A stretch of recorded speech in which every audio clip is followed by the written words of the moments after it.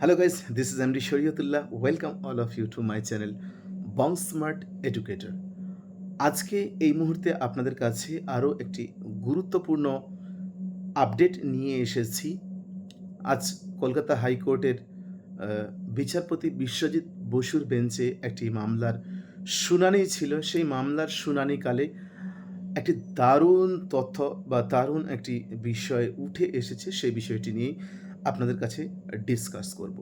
বিষয়টি কি?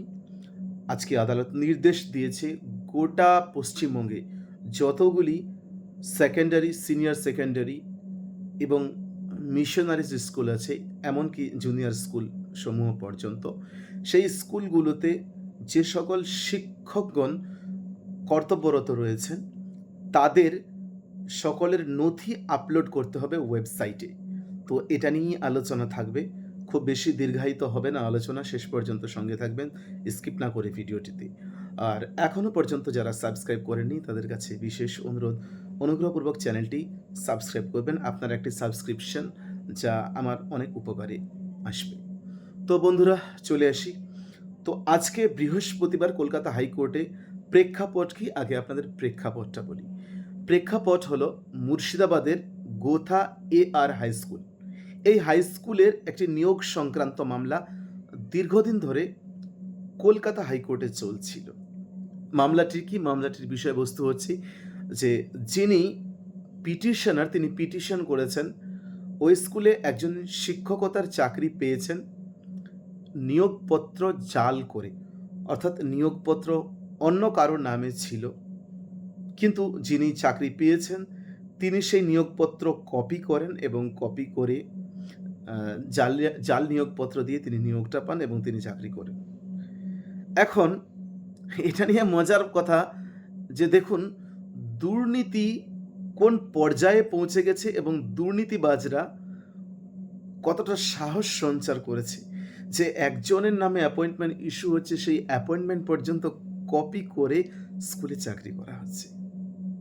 ভয়াবহ, দুর্বিষহ, ভয়ঙ্কর, যে ভাষাতেই বলি না কেন কোনো ভাষাই কিন্তু এক্ষেত্রে যথেষ্ট নয়। সো যাই হোক, ফিরে আসছি আমার আজকের আলোচনার প্রসঙ্গে। তো বিচারপতি বিশ্বজিৎ বসুর বেঞ্চে আজকে বৃহস্পতিবার যখন এই মামলাটি উঠে, তিনি অত্যন্ত উদ্বেগ প্রকাশ করেন এবং উদ্বেগ প্রকাশ করে বলেন, তিনি নির্দেশ দেন স্কুল শিক্ষা দপ্তরকে যে রাজ্যে যতগুলি জুনিয়র, সিনিয়র সেকেন্ডারি এবং সেকেন্ডারি স্কুল আছে এই সমস্ত স্কুলের শিক্ষকদের নথিপত্র রিভিল করতে হবে। কোথায় রিভিল করতে হবে? আপনারা সবাই জানেন যে একটা সেন্ট্রাল পোর্টাল রয়েছে বাংলার শিক্ষা, সেই সেন্ট্রাল পোর্টালে নথিগুলোকে প্রকাশ করতে হবে। এবং তিনি মন্তব্য করেন যে এই নথি প্রকাশ করার রিজন হচ্ছে যে যেভাবে বা যেই পরিমাণে জালিয়াতি চলছে বা যে ধরনের জালিয়াতির কেস উঠে আসছে, তাতে কর্মরত শিক্ষকদের তাদের স্বচ্ছতার জন্য বা তাদের উপর যেন প্রশ্নচিহ্ন না ওঠে, তো এসব কারণেই তাদের সমস্ত তথ্য প্রকাশ করতে হবে। কোন কোন তথ্য প্রকাশ করতে বলা হয়েছে?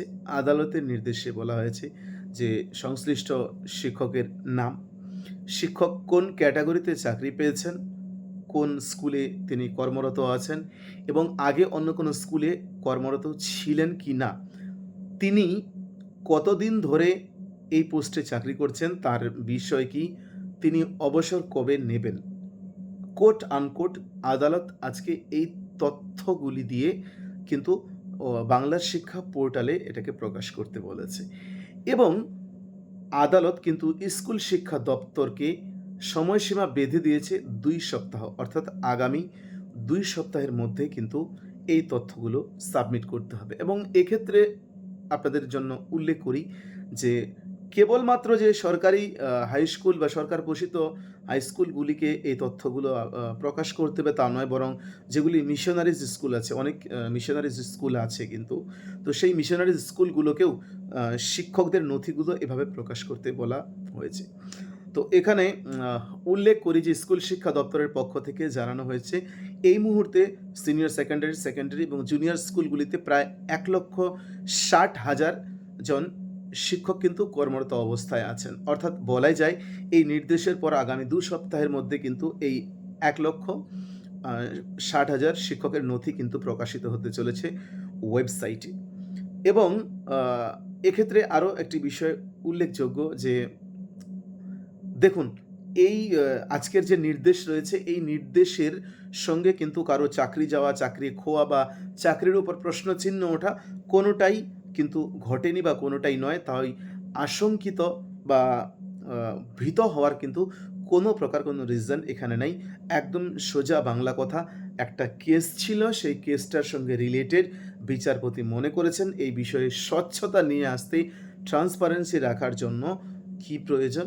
ট্রান্সপারেন্সি রাখার জন্য এই তথ্যগুলোকে জনসমক্ষে নিয়ে আসা প্রয়োজন। অর্থাৎ বাংলা শিক্ষার পোর্টালে এগুলোকে আপলোড করতে হবে। এবং এখনো পর্যন্ত যা খবর, সেই খবর অনুযায়ী স্কুল শিক্ষা দপ্তর এই আ রায়ের বিরুদ্ধে কোনো প্রকার উচ্চ আদালতে যাওয়ার কথা ভাবছেন না। অর্থাৎ ধরেই নেওয়া হচ্ছে স্কুল শিক্ষা দপ্তর এই নির্দেশকে মেনে নেবা এবং এই নির্দেশ মেনে নিয়ে আগামী ২ সপ্তাহের মধ্যে ওয়েবসাইটে সমস্ত শিক্ষকদের সমস্ত তথ্য প্রকাশিত হতে চলেছে। তো এটিই ছিল আপডেট। আ আশা করি আপনাদের তথ্য দিয়ে দিতে পেরেছি। যদি ভালো লাগে ভিডিওটি অবশ্যই লাইক, কমেন্ট এবং শেয়ার করে উৎসাহিত করবেন। ধন্যবাদ। সকলে ভালো থাকবেন।